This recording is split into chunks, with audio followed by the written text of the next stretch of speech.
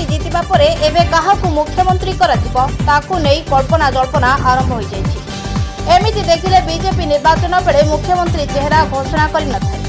दल पई प्रधानमंत्री नरेंद्र मोदी सबुठु बड़ शक्ति। राज्य में प्रचार लगी से 20 रु अधिक जनसभा करथिले।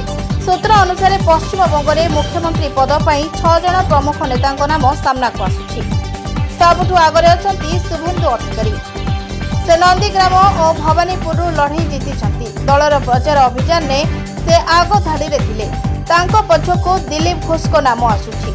2011 रे बीजेपी को मुख्य विरोधी दल बनाइबर श्रेय पूर्वतन प्रदेश अध्यक्ष दिलीप को दिया जाए। एबे से अध्यक्ष नहांती किंतु बेंगल राजनीति रे तांकर प्रभाव आज भी कायम रही। एभली स्थिति रे बेंगल मुख्यमंत्री दौड़ रे तांको जणे मजबूत विकल्प भावे देखा जाए। बेंगल बीजेपी अध्यक्ष श्रमिक भट्टाचार्य दल रे समस्त को साथी रे नहीं चली थांती। सेथिपई से बेस लोकप्रिय। परदा पछरे रही बीजेपी पई से बड़ भूमिका निर्वाह करिछथि। तेणु तांको दल कमान देई पारे। यह छड़ा बीजेपी कौनसी महिला नेत्री को मुख्यमंत्री आसन में बसाइबा उपरे विचार करिपारे।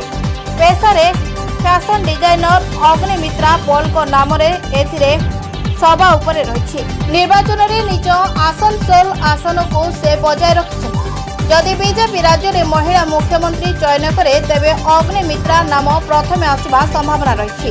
तांको पछकु थिबा पूर्वतन राज्यसभा सांसद तथा सोनारपुर दक्षिण विधायक रूपा गांगुली महिला मोर्चार अध्यक्ष भाव में तृणमूल स्तर कार्य कर लोकप्रियता को देखिले बीजेपी बेंगल मुख्यमंत्री बनाइबाकू विचार करिपारे। यह छड़ा निशित प्रामाणिकों नाम भी मुख्यमंत्री पद दौड़ में रही। Bureau report JMJ news.